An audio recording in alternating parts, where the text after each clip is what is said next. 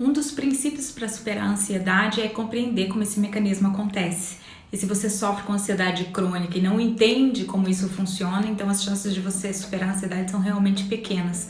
Hoje eu estou aqui para explicar esse mecanismo de uma forma bem didática para você. Vamos lá?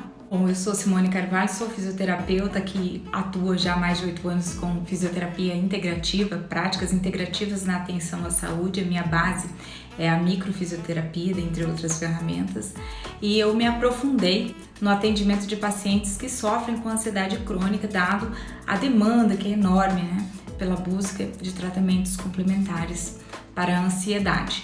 Então eu desenvolvi um método específico de atendimento desse público que inclui todos os pilares para um tratamento eficiente e eficaz de superação da ansiedade.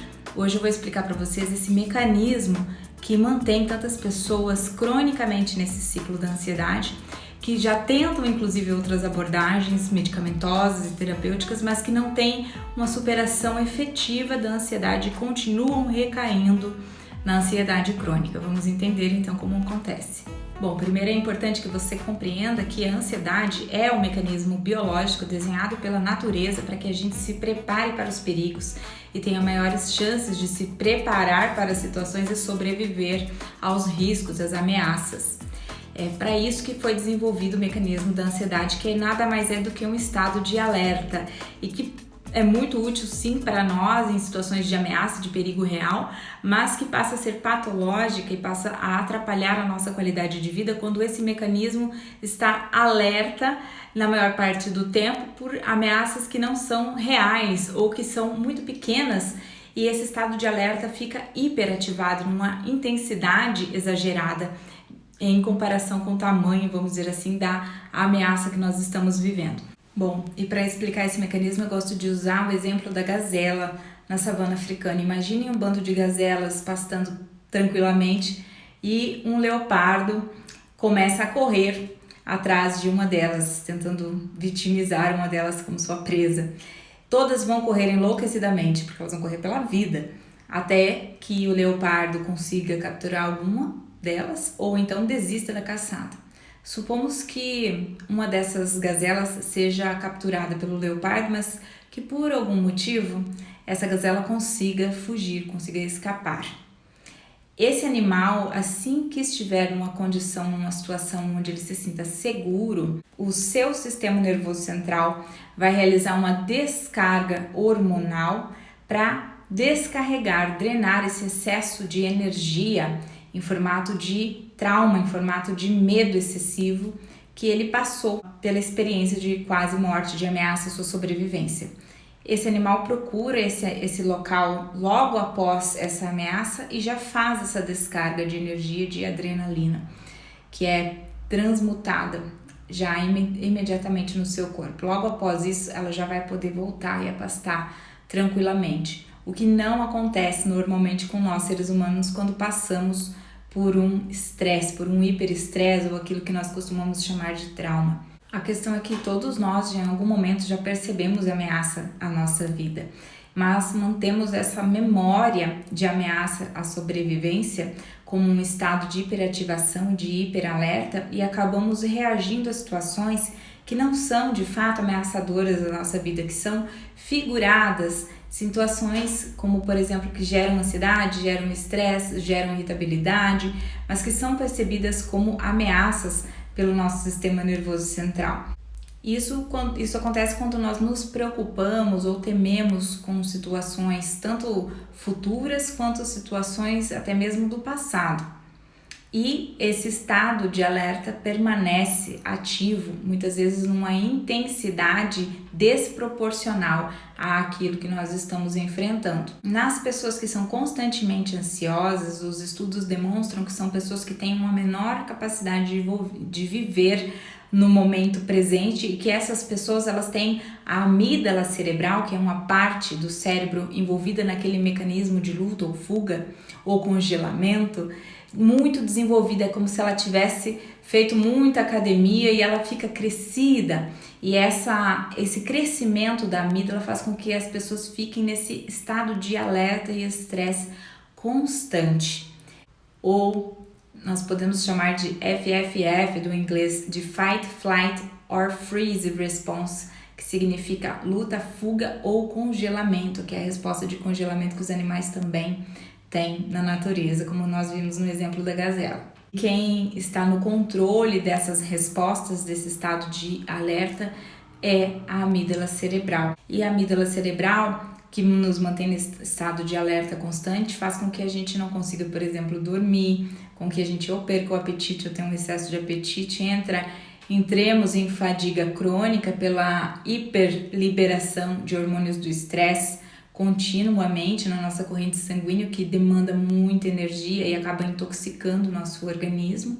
Então é fácil entender por que as pessoas entram nesse estado crônico de fadiga, de cansaço, esgotamento por conta dessa ansiedade que não passa. E aí algumas pessoas perguntam, né? Nossa, eu tô me sentindo tão cansado, por que será que eu tô me sentindo tão cansado? Será que tem alguma coisa que eu posso fazer para melhorar ou vou ficar assim sempre?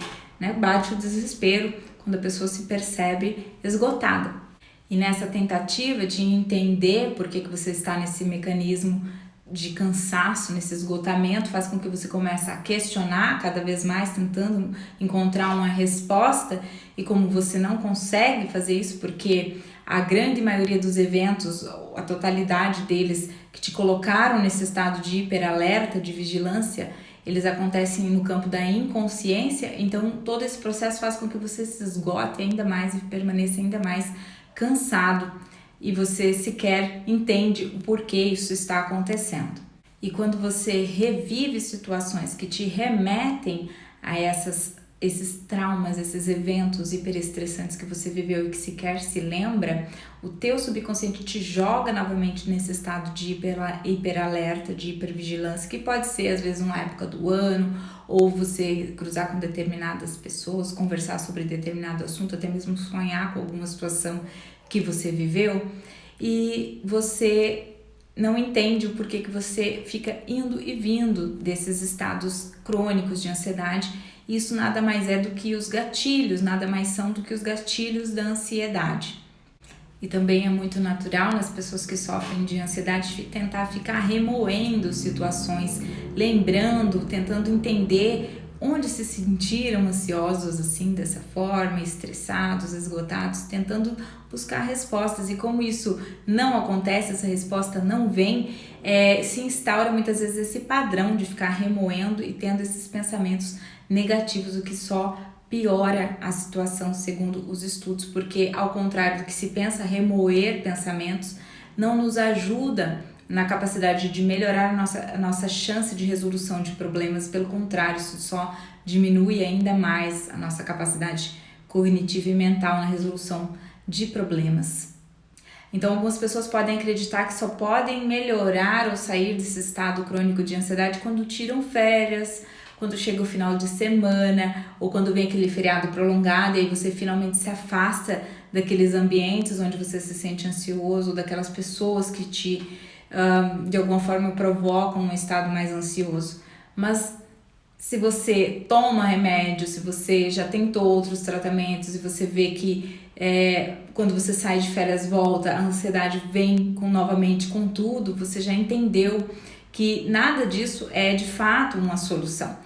Existem 3 pilares no tratamento da ansiedade que, caso você não esteja levando-os em consideração, você não vai melhorar da ansiedade.